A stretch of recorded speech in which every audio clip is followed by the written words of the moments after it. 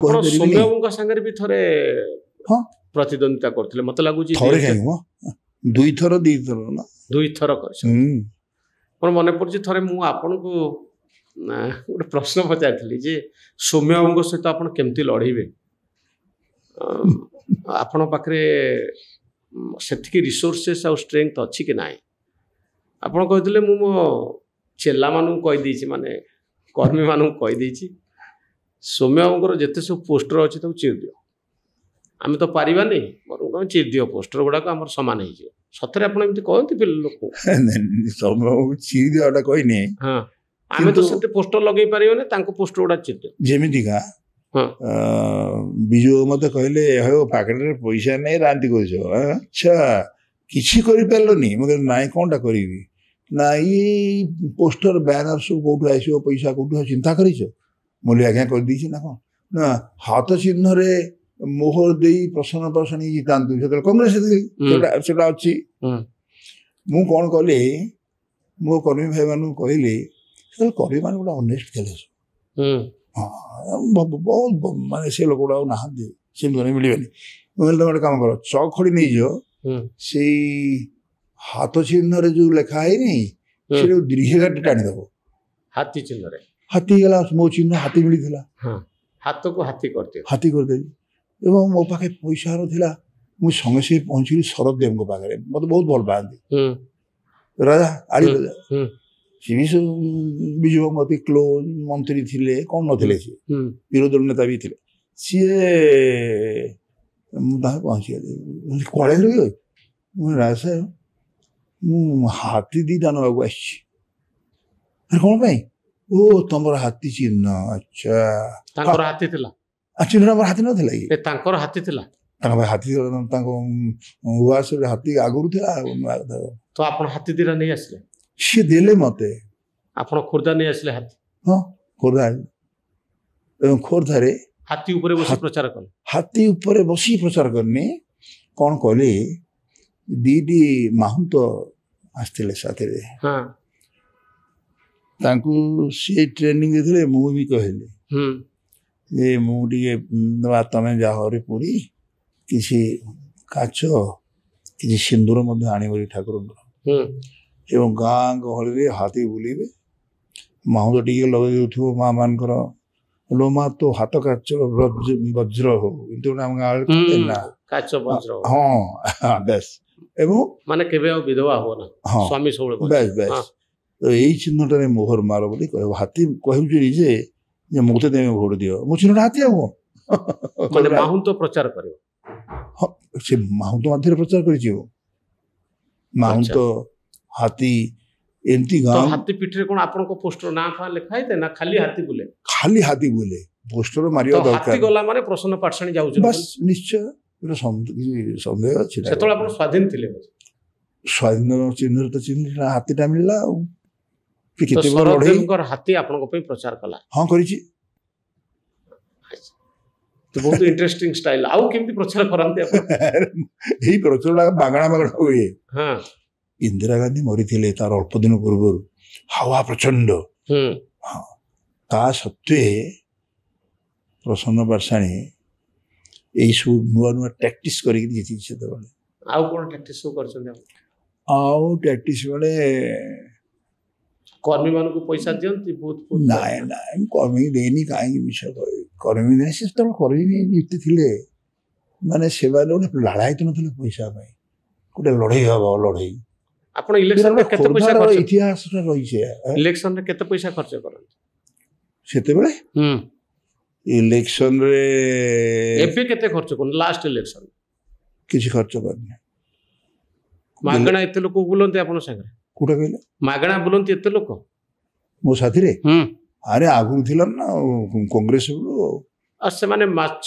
ମାଂସ ଖାଇବା ପାଇଁ ଟିକେ ଗାଡି ଚଲେଇକି ଗାଡିରେ ପେଟ୍ରୋଲ ପାଇଁ କିଛି ସେସବୁ ନଥିଲା ସେତେବେଳେ ନାଇଁ ଏବେ ହଉଛି କି ନାଇଁ ଇଏ ବାବାରେ ଏବେ ଆପଣ ଦେଇପାରୁଛନ୍ତି ନା ନାଇଁ ଲାଷ୍ଟ ଇଲେକ୍ସନ ଦେବି କଣ ମୁଁ ତ ଠିଆଲିନି ଟିକେଟ ପାଇଲିନି ଲାଷ୍ଟ ଇଲେକ୍ସନ ବେଳେ ଦେଇଥିଲେ ନା ନାଇଁ ନାଇଁ ମୁଁ ଦେଇନି 14ରେ ମାଛ ମାଂସ କାହାକୁ ଦେଇନି ମିଥ୍ୟା ଆଡେ ମନା ମିଛ କହୁଛୁ ଦେଇନି ଦେଇନାହାନ୍ତି ନା ମୁଁ ଦେଇନି ଦେବା ଆବଶ୍ୟକ ନାହିଁ। କେତେ ଟଙ୍କା ଖର୍ଚ୍ଚ ତମକୁ କରନ୍ତି? ଯଦି ଲୋକ ଭଲ ପାଇବେ ଦବ କାହିଁକି ଦେବେ? ଆଉ ନବୀନ ବାବୁଙ୍କ ଠାରୁ ପଇସା ନେଇକି ଇଲେକ୍ସନ ଲଢନ୍ତି ନା ନାଇଁ? ପାର୍ଟି ପଇସା ପାର୍ଟି ପଇସା ଯୋଉ ଦିଅନ୍ତି ନବୀନ ବାବୁ ହଁ ସେଇଟା ଦିଅନ୍ତି, ନବୀନଙ୍କ ପିରିୟଡ଼ ଦିଆହେଇଛି। ତ ଆପଣ ସେ ଟଙ୍କା କଣ କରନ୍ତି? ସେଇ କଥା ତ ସେତେବେଳେ ଉଠଉଥିଲେ, ଏବେ ବି ଉଠଉଛ। ଏ ଟଙ୍କାଟା କୁଆଡ଼େ ଗଲା? ଟଙ୍କାଟା କ'ଣ ମୁଁ ଟଙ୍କା ଖର୍ଚ୍ଚ କରିନି ମୋ ନିର୍ବାଚନ, କୁଆଡ଼େ ଗଲା ଟଙ୍କାଟା? ଆଉ ଟଙ୍କାଟା ତମେ କାହିଁକି ନେବି ଏତେ? ନିଅନ୍ତି କ'ଣ କାମ ଦେବି? କ'ଣ କାମ ଦେବ ନେଇକି? ସିଏ ଦିଅନ୍ତି କିଛି, ଦିଲ୍ଲୀପ ରାୟ ବି ଦେଇଛି। ହଁ ମୋର ଆଜି ମନେ ଅଛି, ମୁଁ ଭୁଲ କହୁନାହିଁ, ଦିଲ୍ଲୀପ ରାୟ ବି ଦେଇଛି।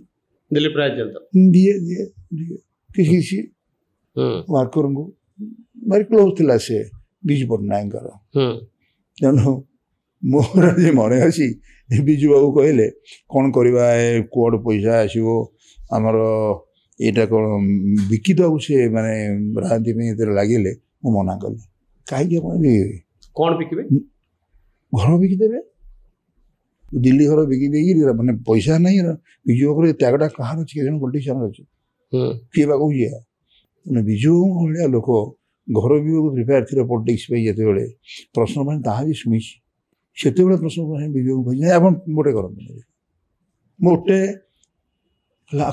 ହବ ରହନ୍ତୁ। ଦିଲ୍ଲୀପକୁ ଗୋଟେ କାମ କରନ୍ତୁ, ଦିଲ୍ଲୀପକୁ ଆମ ରାଜସ୍ୱ ପଠେଇ ଦିଅନ୍ତୁ, ସେ ଟଙ୍କା ଦେବ ନା? ତ କଥାବାର୍ତ୍ତା କର, ଆପଣ କଥାବାର୍ତ୍ତା କଲେ? ହଁ ମୋତେ କହିଲେ କଥାବାର୍ତ୍ତା କର। ମୋର ଦିଲ୍ଲୀପ ବାବୁ କହିଲି ଯେ ତମେ ରାଜ୍ୟସଭାକୁ ଯାଅ, ବିଜୁ ରାଜି ହେଇଛନ୍ତି ପଠେଇବା ପାଇଁ, ଆଉ କିଛି ଟଙ୍କା ଦିଅ, ଦଳ ଚାଲିବ କେମିତି? ହଁ ଦିଲ୍ଲୀପ ଦେଇଥିଲା। କେତେ ଟଙ୍କା ଦେଇଥିଲେ? କେତେ ଟଙ୍କା ମୁଁ କହିପାରିବିନି, ଦେଇଥିଲା। ଏହା ସତ୍ୟ ଅଟେ, ମୁଁ ଜାଣିନି, ସେ ଟଙ୍କା ଦେଇଥିଲା ହଁ ଦଳକୁ। କାହିଁକି? ଆମର ଯେତେ ସବୁ ଲଢ଼େଇ କରିଥିଲେ ଅଧିକାଂଶକୁ ସେ ଦିଏ। ରାଜ୍ୟସଭାକୁ ଯେଉଁମାନେ ଯାଆନ୍ତି, ରାଜ୍ୟସଭାକୁ ସିଏ ବି ଚାଲିଗଲେ। ଆଉ ଲଢ଼େଇ ଯେଉଁମାନେ କରନ୍ତି, ମାନେ ଯେଉଁମାନେ ଟିକେଟ ପାଆନ୍ତି ସେମାନଙ୍କୁ ପଇସା ଦେବାକୁ ପଡ଼େ। ହଁ ସେମାନଙ୍କୁ ଦିଲ୍ଲୀପ ଦେଇଛି ପ୍ରକୃତରେ। ନବୀନ ବାବୁଙ୍କ ସମୟରେ ସେଇଟା ଥିଲା ନା କେମିତି ଥିଲା? ସେଇଟା ଥିଲା ବିଜୁ ବାବୁଙ୍କ ସମୟରେ। ବିଜୁ ବାବୁଙ୍କ ସମୟ। ନବୀନ ବାବୁଙ୍କ ସମୟରେ ତ ଲାଗିଲା ଖାଲି ଅନ୍ତର୍ଦ୍ୱନ୍ଦ୍ୱଙ୍କର ଦିଲ୍ଲୀ ବିରୁଦ୍ଧରେ ଲଗେଇଲେ। ଆଉ ପ୍ୟାରୀ ବାବୁଙ୍କର ମୋର ଯେମିତି ପଡ଼ିଲାନି, ତାଙ୍କର ସେମିତି ପଡ଼ିଲାନି। ପ୍ୟାରୀ ବାବୁଟା ମାନେ ଅନେକ ସାହାଯ୍ୟ କରିଛି, ବହୁ କର୍ମୀକୁ, ଦଳକୁ ମଧ୍ୟ ବଞ୍ଚିବା ପାଇଁ ଲଢ଼େଇ ବି କରିଛି। ସିଏ ପାଣ୍ଡିଆନ ବାବୁଙ୍କ ଭଳି ନୁହନ୍ତି। ବାବା, ଏଇ ଯୋଉ ଆଗରୁ ଆପଣ ପ୍ୟାଣ୍ଟ ସାର୍ଟ ପିନ୍ଧୁଥିଲେ ନା? ଅଳ୍ପ ଦିନ ମୁଁ ଯୋଗ କଲା ପରେ ଏଇଟା ସବୁ ବଦଳିଗଲା। ପିନ୍ଧୁଥିଲି ମୁଁ ଖୁବ୍ କମ୍ ଦିନ। କ'ଣ ଲୁଚିବା ପାଇଁ କି ପୋଲିସ କବଳରୁ ଏମିତି ଡ୍ରେସ୍ ପିନ୍ଧୁ? ପୋଲିସ କବଳରୁ ଲୁଚିବା ପାଇଁ ଏଇ ଡ୍ରେସ୍ଟା ମୋର ନଥିଲା। ଆଉ ଏଇ ଡ୍ରେସ୍ଟା ମୁଁ ଯେତେବେଳେ ମୋର ଗୁରୁ ମହେଶଙ୍କ ପାଖରେ ଥିଲି, ସେତେବେଳର ଡ୍ରେସ୍ ନା, ଯେତେବେଳେ ମୁଁ ପାତଞ୍ଜଳି ଯୋଗ ସୂତ୍ର ଶିଖିଲି, ହଁ, ଏବଂ ଆଇଁଷ ଛାଡ଼ିଦେଲି। ପ୍ରଥମେ ଆଇଁଷ ଯେତେବେଳେ ଖାଉଥିଲେ, ହଁ, ଆଉ ଚିଲିକା ମୋର ଜନ୍ମ, ଆଉ ଆଇଁଷ ମିଛ କହିବି ନାଇଁ, ସେତେବେଳୁ ଛାଡ଼ି ଦେଇଛି। ଏବେ ନୁହେଁ, ଏଇ 40 ବର୍ଷ ତଳ, 50 ବର୍ଷ ତଳ। ବେଳେ ବେଳେ ବହୁତ ଲୋକ ଆପଣଙ୍କୁ ସମାଲୋଚନା କରନ୍ତି ଯେ ବାବା କୋଉଠି ମାଂସ ଖାଇଦିଅନ୍ତି, ଚିକେନ ଖାଇଦିଅନ୍ତି, ଯେ ପ୍ରକୃତରେ ବାବା ଗୋଟେ ଡ୍ରେସ୍ ମାଂସ କେତେବେଳେ ଖାଉଥିଲି? ଯେତେବେଳେ ମୋର ଗୁରୁ ବି ମୋତେ କହିଥିଲା, ଏଇ ଜବରଦସ୍ତି ତୁ କେବେ ଛାଡ଼ିବୁନି ଆଇଁଷ। ଯଦି ଜବରଦସ୍ତି ତୁ ଆଇଁଷଟା ଛାଡ଼ିଦେବୁ, ତେବେ ହେଲେ ବିଧବା ବ୍ରାହ୍ମଣୀ ମଲା ବେଳେ ଯେମିତି କହେ ମୋତେ ଶୁଖୁଆଟିଏ ଦିଏ, ମୋ ଝିଅ ଛାଡ଼ୁନି, ତୋର ସେମିତି ଲାଳସା ରହିଯିବ, ବହୁତ କ୍ଷତି କରିବ ତୋତେ। ହଁ, ତାପରେ ଗୋଟେ ମୁଁ ସାଧନା କଲି, ହେୟାର ଟେକ୍ନିକ୍ ଅଛି ଯୋଗରେ। ସେତେବେଳେ ମୁଁ ଆରମ୍ଭ କରିଥିଲି ନା, ଯୋଗ ଯେତେବେଳେ ଆରମ୍ଭ ହେଇଥିଲା, ଭୂଷଣ୍ଡପୁର ଗୋଟେ ଗାଁ ଥିଲା, ସେ ଗାଁରେ 5000 ଊର୍ଦ୍ଧ୍ୱ ଲୋକଙ୍କୁ ଶିଖଉଥିଲି ଯୋଗ ଶିଖୁ। ହଁ, ସମସ୍ତେ ଜାଣିଛନ୍ତି ସେତେବେଳେ। ଏବେ କ'ଣ ଆପଣ ଯୋଗୀ ନା ଭୋଗୀ? ଆପଣ ଭୋଗୀ ବୋଲି ଯୋଉ ଅର୍ଥରେ କହିବେ, ସେଥିରେ ମୁଁ ନାହିଁ। ଆପଣ ତ ପୁଅ ପିଲା, ସେ ତ ଅଛି, ଯୋଗରେ ଅଛି ନା। ଆପଣ ସନ୍ନ୍ୟାସୀ ହେଇଗଲେ ବୋଲି, ସନ୍ନ୍ୟାସୀ ହେବା ଅର୍ଥ ନୁହେଁ ଯେ ଛୁଆ ପିଲାଙ୍କୁ ଛାଡ଼ିକିରି ଅନେକ ଯୋଗୀ ହଉଛନ୍ତି ଗୃହୀ ସନ୍ନ୍ୟାସୀ। ଆପଣ ହେଲେ ଗୃହୀ ସନ୍ନ୍ୟାସୀ। ସେତେବେଳେ ଗୃହୀ ସନ୍ନ୍ୟାସୀ ଏବେ ବି ଅଛି ଗୃହୀ ସନ୍ନ୍ୟାସୀ। ଆପଣ ଗୃହୀ ସନ୍ନ୍ୟାସୀ ମାନେ ଆପଣଙ୍କର ଘର ଅଛି, ପିଲା ଅଛନ୍ତି, ସ୍ତ୍ରୀ ବି ଅଛନ୍ତି, ଗୃହୀ ସନ୍ନ୍ୟାସୀ। ଗୃହୀ ସନ୍ନ୍ୟାସୀ। ତ ଆପଣ କ'ଣ ସନ୍ନ୍ୟାସୀ ଭଳି ଜୀବନ ଯାପନ କରୁଛନ୍ତି? ସେଇଭଳି ଜୀବନ ଆଉ କ'ଣ ଆଠୁ ଅଧିକ ହେଇପାରେ। ମୁଁ ତ ନିରାମିଷାସୀ ସମ୍ପୂର୍ଣ୍ଣ। ବାକି ଧ୍ୟାନ ପ୍ରାଣାୟାମ ଏବେ ବି ମୋର ଚାଲିଛି। ଯେତେବେଳେ ସନ୍ନ୍ୟାସୀ ମାନେ ତ୍ୟାଗୀ। ତ୍ୟାଗ ୟାଠୁ କ'ଣ ତ୍ୟାଗଟା ଅଛି ଅଧିକ କହିଲେ? ତ ଆପଣଙ୍କ ମୁଣ୍ଡ ଭିତରେ ତ ଟିକେଟ କଥାଟା ଅଛି, ତାହେଲେ ଆପଣ ତ୍ୟାଗୀ କେମିତି ହେବେ? ଓ ଆପଣ ସେଇ ଆଡ଼କୁ ନେଉଛନ୍ତି ଟିକେଟ ଆଡ଼କୁ। ଟିକେଟ ଆଡ଼କୁ ମୁଁ ଯାହା କହିଲି ତାହା ହିଁ ହେଉଛି ଖୁବ୍ ଚୁମ୍ବକରେ କହିଦେଉଛି। ଆପଣ ଯଦି ଲଢ଼େଇ କରିବେ ବିନା ଟିକେଟରେ କେମିତି ଲଢ଼େଇ କରିବେ? କାହିଁ ସେ ଦଳରେ ଦିନ ରହିଲେ? କାହିଁ ସେ ଦଳ ପାଇଁ ଏତେ ପରିଶ୍ରମ କଲେ? କାହିଁ ଏତେ କର୍ତ୍ତବ୍ୟ କଲେ? ସେଇ ଅର୍ଥରେ ପ୍ରଶ୍ନ ମୁଁ କହୁଛି ସନ୍ନ୍ୟାସୀ ମାନେ ତ୍ୟାଗୀ, ତାଙ୍କ ଭିତରେ କୌଣସି ମୋହ ନଥାଏ, ସେମାନେ ଆଟାଚ୍ ନୁହନ୍ତି, ସେମାନେ ନିର୍ବିକାର। ତ ରାଜନୀତି କରୁଥିବା ଜଣେ ବ୍ୟକ୍ତି କେମିତି ସନ୍ନ୍ୟାସୀ ହେଇପାରିବ? ଏବେ ଦେଖୁନାହାନ୍ତି ଅନେକ ସାଧୁ ସନ୍ଥ ମଧ୍ୟ ରାଜନୀତି କରିକି କିଛି ନେଇ ଭାରତବର୍ଷରେ ନା ହେଇପାରନ୍ତି, କିନ୍ତୁ ସାଧୁର ଲକ୍ଷଣ ତ ଭିନ୍ନ। ଭାରତବର୍ଷରେ ରାଜନୈତିକ ନେତାମାନେ ଏଇ ଦେଶକୁ ରକ୍ଷା କରୁନାହାନ୍ତି। ଏଇ ଦେଶକୁ ସାଧୁ ସନ୍ଥ ମାନଙ୍କର ତପସ୍ୟା, ହିମାଳୟ ଗିରିକନ୍ଦରେ ତପସ୍ୟା କରୁଥିବା ସନ୍ନ୍ୟାସୀ ମାନଙ୍କର ତ୍ୟାଗରେ ଏ ଦେଶ ଚାଲିଛି। ଯେଉଁ କଥା କହୁଥିଲେ ଅରବିନ୍ଦ, ଠାକୁର ଅରବିନ୍ଦ, ଯେଉଁ କଥା କହୁଥିଲେ ବିବେକାନନ୍ଦ, ଯେ ଦିନ ଆସିବ ଭାରତବର୍ଷ ହିଁ ସାରା ପୃଥିବୀ କି ଶାସନ କରିବ, ନେତୃତ୍ୱ ନେବ, ତାହା ଏବେ ଆସିନି କି? ବାବା ମୋର ଗୋଟେ କଥା ଜାଣିବାର କଥା ଯେ ଆପଣ ତ ମୂଳରୁ କମ୍ୟୁନିଷ୍ଟ ଆନ୍ଦୋଳନରେ ଥିଲେ, ଲେଫ୍ଟିଷ୍ଟ ଥିଲେ, ମାଓବାଦୀ ଆନ୍ଦୋଳନରେ ଥିଲେ। ପରବର୍ତ୍ତୀ ସମୟରେ ଆଜିର ଦିନକୁ ଆପଣ ଦକ୍ଷିଣପନ୍ଥୀ ବନିଗଲେ। ନାଇଁ ମୁଁ ମାଓ ସହିତ ନଥିଲି, ନକ୍ସଲବାଦ ଲେଫ୍ଟିଷ୍ଟ ତ ବାମପନ୍ଥୀରୁ ଆପଣ ଦକ୍ଷିଣପନ୍ଥୀକୁ ଆସିଗଲେ। ଏବେ କୋଉ ପନ୍ଥାଟା ଠିକ ବୋଲି ଆପଣ ଭାବୁଛନ୍ତି? ଲେଫ୍ଟ ଠିକ ନା ରାଇଟ୍ ଠିକ? ଶୁଣନ୍ତୁ, ଶରୀର ଭିତରେ ଗୋଟେ ବାମାଙ୍ଗୀ ହେଲେ ନାରୀ ମାନେ ମା ମାନେ ବାମାଙ୍ଗୀ କୁହାଯାଏ ବାମ, ଏବଂ ଦକ୍ଷିଣ ଗୋଟେ ଶରୀରର ବାମ ପାଦ ଅଛି, ଦକ୍ଷିଣ ପାଦ ଅଛି। ତେଣୁ ଲେଫ୍ଟ ଆଣ୍ଡ ରାଇଟ୍, ଆପଣ ମାର୍ଚିଂ କରୁଛନ୍ତି ଲେଫ୍ଟ ଆଣ୍ଡ ରାଇଟ୍। ତେଣୁ ବାମଟା କେମିତି ଖରାପ ହବ, ଦକ୍ଷିଣଟା କେମିତି ଖରାପ ହବ? ଗୋଟେ ଅଙ୍ଗ ନାହିଁ ମାନେ ଶରୀର ନାହିଁ। ଠିକ ଦକ୍ଷିଣ ଠିକ ନିଶ୍ଚିତ। ବାମ ଆପଣ ତ ଗୋଟେ ବାଟରେ ଯିବେ ନା, ଲେଫ୍ଟିଷ୍ଟ ହେବେ ନା ରାଇଟିଷ୍ଟ ହେବେ? ଲେଫ୍ଟିଷ୍ଟ ଥିଲେ, ଲେଫ୍ଟିଷ୍ଟରେ ବହୁତ ଦିନ କାମ କଲି, ୱାରେଣ୍ଟ ହେଇଗଲା, ମାରି ଦେଇଥାନ୍ତେ ମତେ। ମୁଁ ଜନ୍ମ ଜୀବନ ବିବାହ କରିଛି, ଏଇଟା ରେକର୍ଡରେ ଅଛି। ଠିକ ଅଛି। ହଁ, ତା ମାନେ କ'ଣ ଆପଣ ସେ ଲେଫ୍ଟିଷ୍ଟ ଥଟ୍ରେ ଆଉ ବିଶ୍ୱାସ କଲେନି? ତାପରେ କିଏ କହିଲା ବିଶ୍ୱାସ କରିବି? ଏବେ ବି ବିଶ୍ୱାସ କରୁଛି।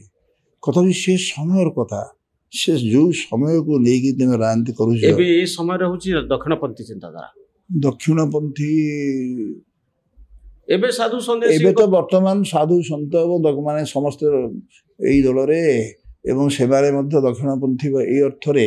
ତ ଆପଣ କ'ଣ ପ୍ରକୃତରେ ବାମପନ୍ଥୀ ନା ଦକ୍ଷିଣପନ୍ଥୀ? ମନ ଭିତରେ, ହୃଦୟରେ? ମୋର ହୃଦୟରେ ବର୍ତ୍ତମାନ ମୁଁ ଯୋଉ ଦଳରେ ଅଛି ସେଇ ଦଳର କଥା କହିବି। ଏଇ ଦଳରେ ମୁଁ ବର୍ତ୍ତମାନ କହୁଛି, ମୋଦିଜୀ ଯୋଉ କାର୍ଯ୍ୟଟି କଲେ, ଯଦି ଓଡ଼ିଶାରେ ସେଇ ଗେମ୍ଟା ଖେଳି ନଥାନ୍ତେ କଷ୍ଟ ହେଇଥାନ୍ତା ରାଜନୀତି ଭବିଷ୍ୟତରେ। କୋଉ ଗେମ୍ଟା? ଏଥର ଯୋଉ ଗୋଟି ଚଲେଇଲେ ନିଜେ ଆସିକି, ଏବଂ ଗୋଟେ ଆଦିବାସୀ ନେତାଟାକୁ ପୁଣି ସେ କଲେ ମୁଖ୍ୟମନ୍ତ୍ରୀ। ଭଲ ଲୋକଟିଏ, ବୁଲୁଛନ୍ତି ସାଧା ସିଧା ସିମ୍ପଲ। ତେଣୁ ତାଙ୍କର ଓଡ଼ିଶାଟା ଏବେ ବର୍ତ୍ତମାନ କର୍ମଭୂମି ହେଇଯାଇଛି। ଏତେ ଥର କେଉଁ ନେତା ଆସୁଥିଲେ କି ଯେତେ ମୋଦି ଆସୁଛନ୍ତି? ଏବଂ ଓଡ଼ିଆ ପାଇଁ ଯେଉଁ ସବୁ ସଂଗ୍ରାମ ଚାଲିଛି, ସେ ସଂଗ୍ରାମଟାକୁ ଯଦି ଆପଣ ଟିକେ ନିରପେକ୍ଷ ଭାବରେ ଦେଖିବେ, ସେ ଠିକ ଭାବରେ ଦଳ ଚଳେଇଛନ୍ତି। ବେଶୀ ଦିନ ହେଇନାହିଁ। ବିଜେପିରେ ଆପଣଙ୍କର ଅଭିଜ୍ଞତା କ'ଣ? ମୋର ଭଲ ଅଭିଜ୍ଞତା ବିଜେପିରେ। ଯଦି ନବୀନ ବାବୁ ଆପଣଙ୍କୁ ଟିକେଟ ଦେଲେ ନାହିଁ, ବିଜେପି ଆପଣଙ୍କୁ ଟିକେଟ ଦେବା କଥା, ରାଜ୍ୟସଭାକୁ ପଠାଇବା କଥା, ସେଟା ମୁଁ କେମିତି କହିବି? ଆପଣ ଯୋଉ କାରଣରୁ ରାଗିଥିଲେ, ବର୍ତ୍ତମାନ ସମୟ ଆସିଛି ଯେ ଯୋଉ କାମ ନବୀନ ବାବୁ କଲେନି, ଭାରତୀୟ ଜନତା ପାର୍ଟି ଆପଣଙ୍କୁ ନ୍ୟାୟ ଦେବ। ନିଶ୍ଚୟ। ଟିକେଟ ପାଇବେ ଆପଣ? ସେ ଭରସା ଅଛି ଆଜି କିନ୍ତୁ ଭାବିବି ମୁଁ ଟିକେଟଟା ପାଇବି ବୋଲି 5 ବର୍ଷ ଆହୁରି ଅଛି କାହିଁ ରାଜ୍ୟସଭା ପାଇଁ 5 ବର୍ଷ କାହିଁକି ଅଛି ହଁ ରାଜ୍ୟସଭା ପାଇଁ ନେକ୍ସଟ ଇୟର ବର୍ଷ ହେଇପାରିବ ତ ଆପଣଙ୍କୁ ଟିକେଟ ମିଳିବ ରାଜ୍ୟସଭାକୁ ଯିବା ନାଇଁ ମୁଁ ସେଟା ଆଶା କରିନି ଆଶା ହିଁ ନିରାଶର କାରଣ ମୁଁ ସେଇ ଚୁକ୍ତିରେ ମଧ୍ୟ ଯୋଗ ଦେଇନାହିଁ ମୁଁ ଯାଉଛି ଲଢ଼େଇ କରିବା ପାଇଁ ନହେଲେ ମନ ଦୁଃଖ କରିବେ ପୁଣି ଆପଣ କହେ ଯେ ମୁଁ ଏତେ ଦିନ କାମ କଲି ବିଜେଡି ଛାଡ଼ିଲି ଏତେ ଦିନର ପାର୍ଟି ବିଜେପିକୁ ଆସିଲି ମୋତେ ଟିକେଟ ମିଳିଲାନି କାହିଁ ସେଟା ଭାବିବେନି ସେଟା କାହିଁକି ମୁଁ ଭାବିବି ଟିକେଟଟା ମିଳିଲାନି ବୋଲି ସେ ଦଳରୁ କ'ଣ ମୁଁ ଛାଡ଼ିଛି କି ମୁଁ ଦଳରୁ ଛାଡ଼ିଲି ପାଣ୍ଡିଆନଙ୍କ ପାଇଁ ଟିକେଟ ମିଳିଲାନି ପାଣ୍ଡିଆନ ତାଙ୍କର କମିଟି ଆପଣ ତ ଆଗରୁ କହୁଥିଲେ ଯେ ଟିକେଟ ମିଳିଲାନି ବୋଲି ଟିକେଟ ମିଳିଲାନି ସତ ମୁଁ କହିଛି ସେଇଟା ବି ଗୋଟେ କାରଣ କିନ୍ତୁ ରିଅଲ ମୁଁ ପାଣ୍ଡିଆନ ଯିବା ପାଇଁ ଛାଡ଼ିଲି ମୁଁ ତାର ଆଖିରେ ଦେଖିଲି ଆଖିରେ ଆଙ୍ଗୁଠି ଗେଞ୍ଜିକି ଲୋକଟା ଏଭଳି ଭାବରେ କରୁଛି କାମ କେହି ପ୍ରତିବାଦ କରୁନାହାନ୍ତି କିଛି କରୁନାହାନ୍ତି ମୁଁ ପ୍ରତିବାଦ କରି ଛାଡ଼ିକି ପଳେଇ ଆସିଲି ଆଉ କ'ଣ ସିମ୍ପଲ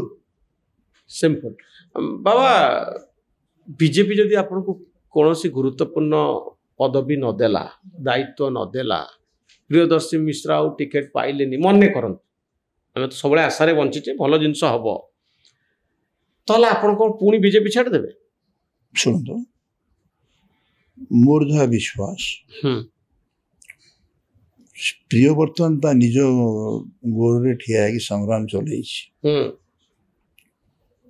ତେଣୁ ଆଜିରୁ କେମିତି କହିହେବ ଗଲା ମୁଁ ସେମିତି ଗୋଟେ ଦଳକୁ ଆସିଛି ବୋଲି ହଠାତ୍ କହିଦେବି ଡିମାଣ୍ଡ କରିବି ମୋତେ ୟା ଦିଆଯାଉ ମୁଁ ଏଥିରେ ବିଶ୍ୱାସ କରେ ଯଦି ନ ମିଳିଲା କିଛି ନ ମିଳିଲା ନାହିଁ ସେତେବେଳେ ଅବସ୍ଥା ଦେଖିକି ରାଜନୀତି କରିବେ ନା ବେଳେବେଳେ ଆପଣ ରାଜ୍ୟପାଳ ହେବା ପାଇଁ ଯୋଗ୍ୟ ନାଇଁ ମୁଁ ସେସବୁ କେବେ ଭାବି ନାହିଁ ମୋଦିଜୀଙ୍କ ସହିତ ଆପଣଙ୍କର ସମ୍ପର୍କ ଅଛି ବହୁତ ଦିନ ପାର୍ଲାମେଣ୍ଟରେ ଆପଣ ଥିଲେ ହଁ ଥିଲେ ସେ ସମ୍ପର୍କ ରହିଛି ଏବେ ବି ରହିଛି ନା ବେଳେବେଳେ ଭାବନ୍ତି କି ଯେ ଆପଣ ରାଜ୍ୟସଭା ହୁଅନ୍ତୁ ବା ରାଜ୍ୟପାଳ ହେଇଯିବା ଉଚିତ ବୋଲି ମୁଁ ସେଟା ଭାବି ନାହିଁ ଗୋଟେ ଭାବି ନାହିଁ ମୋତେ ଭାରି ଭଲ ଲାଗେ ଧରାଯାଉ ଆପଣଙ୍କର ଯେମିତି ମୁଖ୍ୟମନ୍ତ୍ରୀଟି ଅତି ସରଳ ଏବଂ ଏବେ ବି ମଧ୍ୟ ଦିନ ରାତି କାମ କରୁଛନ୍ତି ମୋତେ ବି ସେମିତି ଭଲ ଲାଗେ ଆପଣ ଧର୍ମେନ୍ଦ୍ରକୁ କାହିଁକି ଭଲ ଲାଗେ ଗୋଟେ ଏଜୁକେସନ୍ ପାଇଁ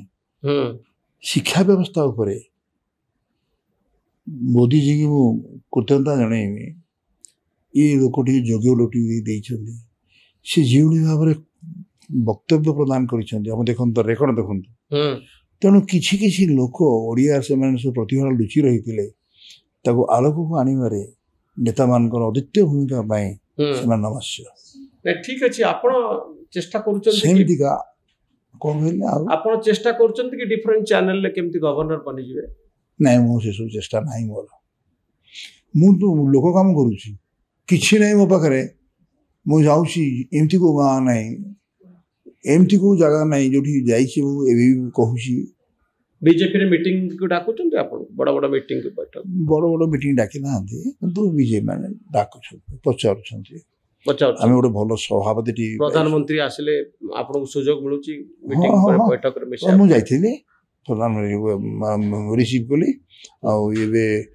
ଭଲ ସଭାପତି ବୋଲି କହିଲି ମନମୋହନ ବାବୁଙ୍କୁ ଭଲ ଭଲ ଚଳୁଛନ୍ତି ଆମେ ଭେରି ହାପି କାମଲି କେଉଁ କଣ୍ଟ୍ରୋଭର୍ସି ନାହିଁ ସେଇଭଳି ଦେଖିଲା ପରେ ମନେ ହେଉଛି ଭଲ ଲାଗୁଛି କିଛି କିଛି ନୋଡ଼ା ଆସିଥିଲେ ନୋଡ଼ାଙ୍କର ସହିତ ମୋର ବନ୍ଧୁତ୍ୱ ପୁରୁଣା ସମ୍ପର୍କ କେତେ ଭଲ ଲୋକ ସେ ମିଶିଲେ ଜାଣିବେ ଆରି ଭିତରେ ବିଜେଡି କଥା ମନେ ପଡୁଛି ନା ନାଇଁ ନବୀନ ବାବୁଙ୍କ କଥା ପୁରୁଣା ଦିନର କଥା ବର୍ଷ ବର୍ଷ ଧରି ଯୋଉଠି ଆପଣ ସମୟ କଟେଇଛନ୍ତି ରାତିରେ ଯାଇ ତାଙ୍କ ପାଇଁ ଅଧିକାଂଶ ଦିନ ପ୍ରଚାର କରି ଆପଣ ଘରେ ସେ ଛାଡିକିରି ଆସୁଛନ୍ତି ସତ ଆଉ ଆପଣଙ୍କୁ ସେ କହିଥିଲେ ଯେ ଆମେ କେହି କାହାକୁ ବିଟ୍ରେ କରିବାନି ନା କହିଥିଲେ ନା ନାଇଁ ହଁ ନିଶ୍ଚୟ କ'ଣ କହିଥିଲେ ବିଶ୍ୱାସଘାତକତା ମୋର ଜାତକରେ ନାହିଁ ମୁଁ କାହାକୁ କରିନାହିଁ ଯିଏ ମୋତେ ବିଶ୍ୱାସ ଆପଣ ଜଗନ୍ନାଥଙ୍କ ଆଡକୁ ହାତ ବଢେଇ କହିଥିଲେ ଯେ ମୁଁ ଧୋକା ଦେବିନି ମୁଁ ଦେଇନି ତାଙ୍କୁ ଧୋକା ହାତ ବଢେଇଥିଲେ ନା ନାଇଁ ଜଗନ୍ନାଥ ଓ ସିଓର କହିଥିଲି ଏବେ ବି ଅଛି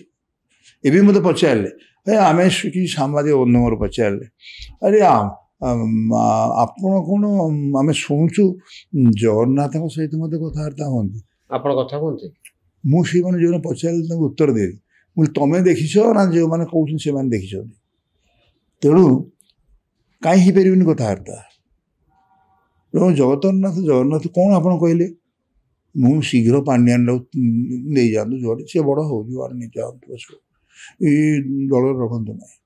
ଆରେ ଦିଦି ହଁ ମୁଁ ନିଜେ ପ୍ରାର୍ଥନା କରି ଜଗନ୍ନାଥ କ'ଣ ପ୍ରାର୍ଥନା କଲେ? ମୁଁ କହିଲି ପାଣ୍ଡିଆନକୁ ଜଲ୍ଦି ନେଇଯାଆନ୍ତୁ ଏଠୁ ଓଡ଼ିଶାରୁ ଉଚ୍ଚକୁ ନେଇଯାଆନ୍ତୁ ଆହୁରି ମୋର ଆପତ୍ତି ନାହିଁ, କିନ୍ତୁ ବିଜେଡି ରଖନ୍ତୁ, ଓଡ଼ିଶାରେ ରଖନ୍ତୁ ନାହିଁ, ବିଜେପିଟାକୁ ଧ୍ୱଂସ କରନ୍ତୁ ନାହିଁ ଯେଉଁ ଦଳକୁ ଗଢ଼ିବାରେ ମୋର ପ୍ରମୁଖ ଭୂମିକା ଥିଲା। ଆପଣ ଜଗନ୍ନାଥଙ୍କ ସହିତ କଥା ହଉଛନ୍ତି ଏ ବିଷୟରେ ମାନେ ପ୍ରେୟାର? ମୁଁ କହିଲି ପ୍ରେୟାର ମୁଁ କହିଲି ଜଗନ୍ନାଥଙ୍କ ସହିତ କଥା କେମିତି ହୁଅନ୍ତି ଆପଣ? କଥା କ'ଣ ହୁଏ ଆପଣ ବି କଥା ହେଇପାରିବେ, ତା ନିର୍ଭର କରୁଛି ଆପଣଙ୍କର ଧ୍ୟାନ ଉପରେ। ଆପଣ କ'ଣ ଧ୍ୟାନ କରନ୍ତି? ହଁ 2 ଘଣ୍ଟା କରେ, ଏବେ ବି କରୁଛି। ସକାଳେ ନା ରାତିରେ? ନାଇଁ କରେ ମୁଁ ଠିକ୍ 4ଟାରୁ 6ଟା। ଲୋକ ବହୁତ ଥାଆନ୍ତି ଆପଣଙ୍କ ଘରେ, ସେମାନଙ୍କୁ ସେ ଡିଷ୍ଟର୍ବ ନାହିଁ, ମୁଁ ମୋର ତ ଗୋଟିଏ ବଖରା ଘରେ ରହେ ଆଉ କରେ। ତ ଜଗନ୍ନାଥଙ୍କ ସହିତ କଥା ହୁଅନ୍ତି ଆପଣ? କହିଲି ପରା ସେଟା ଆପଣ ଅନୁଭବ କରିପାରିବେ, ଆପଣ ବି କଥା ହେଇପାରିବେ, ନିର୍ଭର କରୁଛୁ ଆପଣଙ୍କ ଉପରେ। ପ୍ରାଣାୟାମଟା ଆପଣ କୋଉ ଢଙ୍ଗରେ କରିବେ ସେଟା ଆପଣଙ୍କୁ ଜଣା ନା, ଆଉ ମୁଁ କିନ୍ତୁ କହିବି କୋଉ ଇସ୍ୟୁ ଉପରେ ଆପଣ ଜଗନ୍ନାଥଙ୍କୁ କ'ଣ ସବୁ କହିଛନ୍ତି, କନଭରସେସନ କ'ଣ? ମୁଁ ଗୋଟେ ଉଦାହରଣ ଦେଲି, ଗୋଟେ ଏଇ ମୋତେ ପଚରା ଯାଇଥିଲା, ମୁଁ କହିଦେଇଥିଲି ଏତେ ସ୍ପଷ୍ଟ ଭାବରେ କେହି କହିନାହାନ୍ତି ଯାହା ମୁଁ ପାଣ୍ଡିଆନ ବାବୁଙ୍କ ବିରୁଦ୍ଧରେ କହିଲି। ଏବଂ ପାଣ୍ଡିଆନ ବାବୁ ବି କହିଥିଲେ ଗୋଟେ ସଭାରେ, ସେଇ କିଡ୍ସରେ କହୁଥିଲେ ଗୋଟେ ସଭାରେ ମୁଁ ଥିଲି ଯେ ମୁଁ ପ୍ରସନ୍ନ ପାଟ୍ଟଶାଣୀ କ୍ଷମା ମାଗି ନେଉଛି କହିଥିଲେ, ରେକର୍ଡ ଅଛି ଦେଖିଥିଲେ, ମୁଁ କହିବାକୁ ଦିନ। ଆଉ ଏବେ ତ ମୋର ସମ୍ପର୍କ ନାହିଁ, ଆଉ କେମିତି କହିବି? ସମ୍ପର୍କ ନାହିଁ।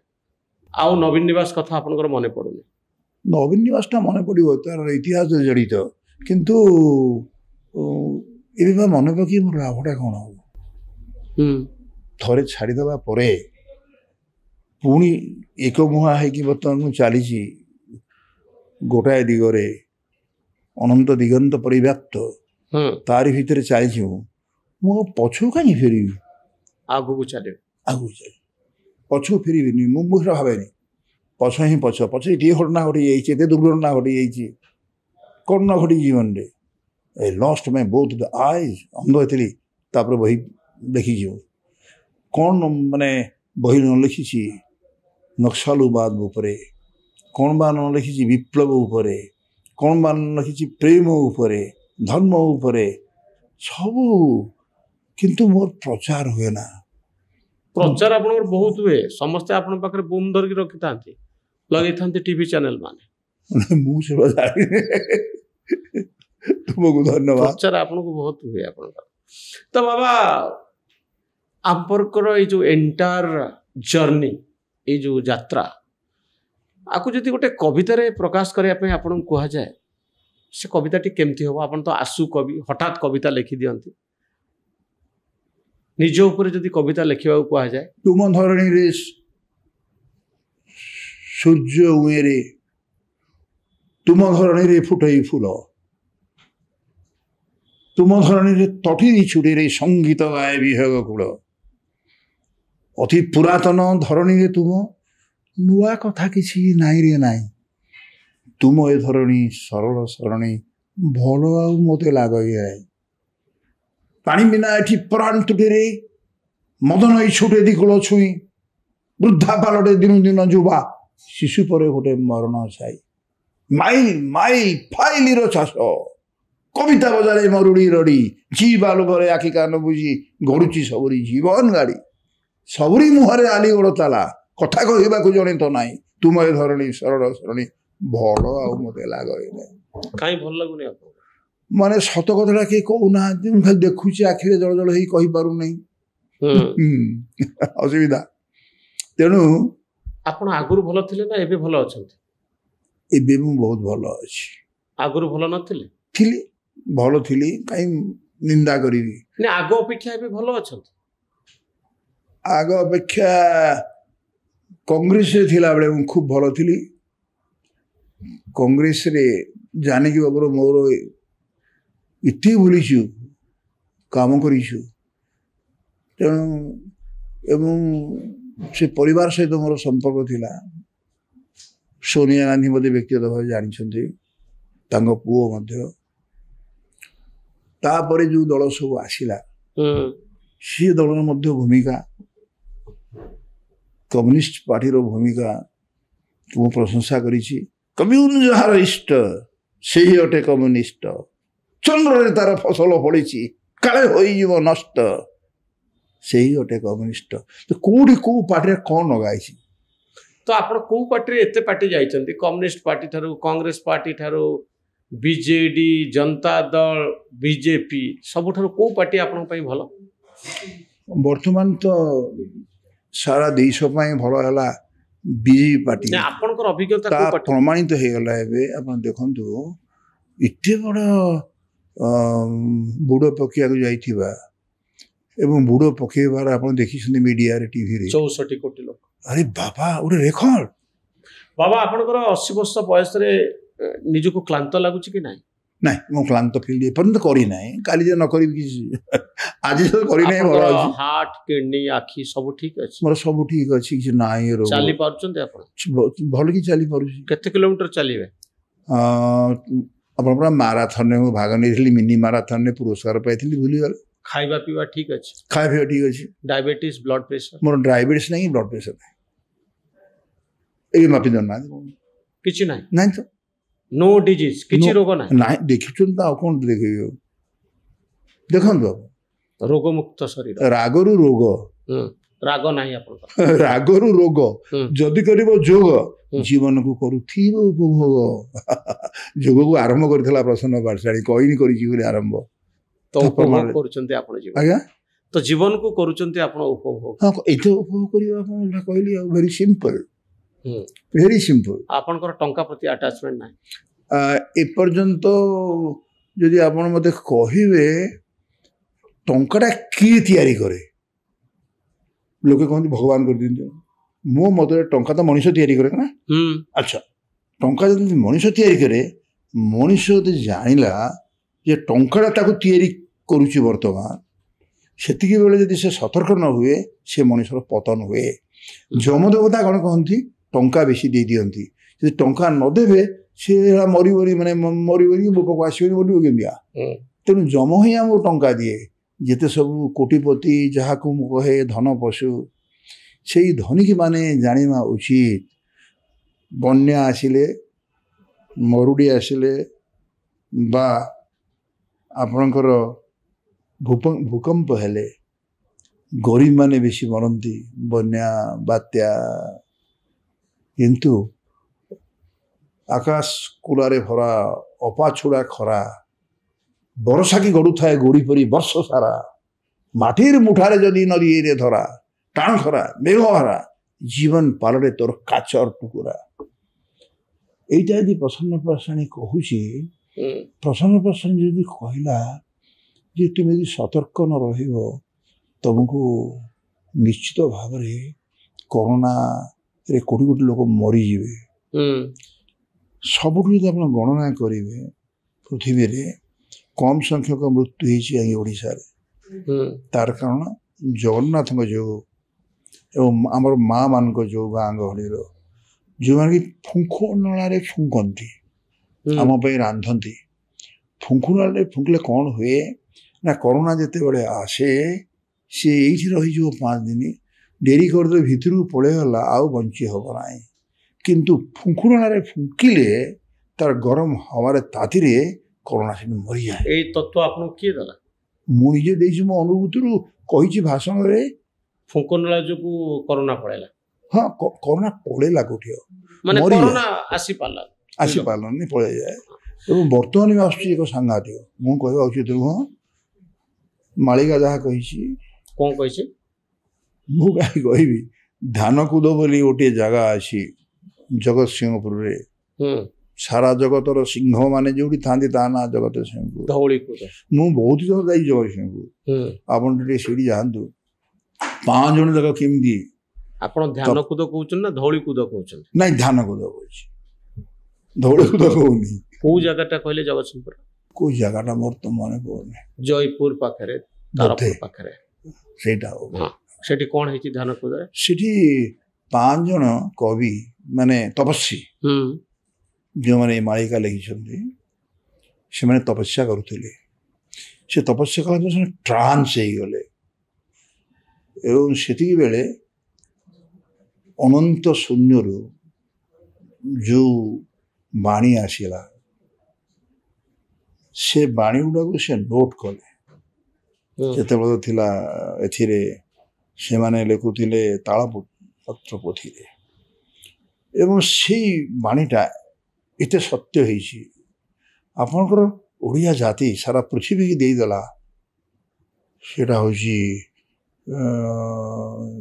बांधिले जो मास्क नथिला ओडिया जाति एते की कहू ना मु कहि दोछि प्रकृति रे इथे बगला ओडिया रो जाति रो सब रही को जातिर अच्छी मत कहले 20,000 शब्द रे इंग्रेज माने आमको फेइंग शासन रे राजत्व करुले जेते बेले शेष कमिशनर शिक्षार मैकले ता माँ कहले पोरे माती गणिसु वर्तमान पढ़िया छाड़ी भारत वर्ष ना मु जीवी मु भी रही किंतु जीवा पूर्वर मो भाषा इंग्रेज मान जहाँ करी भारतीय माने इंग्रेज भाषा निकट में गोलामी होकर रे आम सी भाषा माने आम भाषा एते महान ओडिया भाषार शब्द भंडार है 3 लाख ऊर्ध्व मात्र 20,000 ता निजस्व नुहे चोरी कर तेणु एथरू आप माने भावन्तु चिंता करंतु टिके मोदी जी केते महान काम करिसेंती गोटे ओडिया जाति में भाषा में संस्कृति। तो मोर लास्ट क्वेश्चन बाबा जे आगामी 5 वर्ष रो दुनिया को आपण केमती देखुचंती? आगामी 5 वर्ष रो दुनिया मोते देखा जाउची किछि खराब देखि पारु नै भलो देखुची। आपन निज जीवन रे कोन आस्तिबो आपन को निज जीवन रे कोन परिवर्तन आस्तिबो आ 5 वर्ष भितरे? मो निज जीवन विषय ने मो निज जीवन तो आज जीवन चलीछि किछि परिवर्तन आपन आशा करूछन्ते? परिवर्तन मो जीवन रे कोन आशा करिवि आउ नै आशा ही निराशार कारण आउ आशा मो पई माने आपन पई जोटा सुविधा मो पई जोटा असुविधा मु ता कोटा असुविधा न ता मो पई अशेष सुविधा मु काई नेगेटिव भाबी पॉजिटिव रे अछन्ते पॉजिटिव रे अछि एबे भी।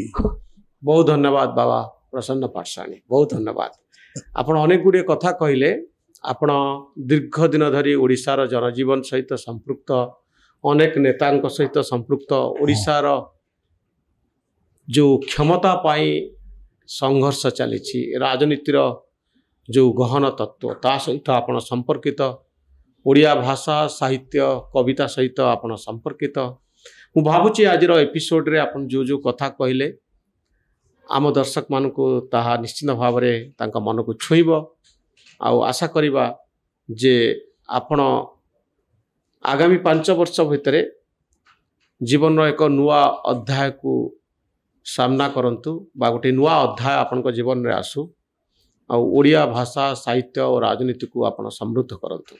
बहुत धन्यवाद श्रीयुक्त डॉक्टर पाठशाणी को धन्यवाद। मम कृतज्ञता अभिनंदन नमस्कार।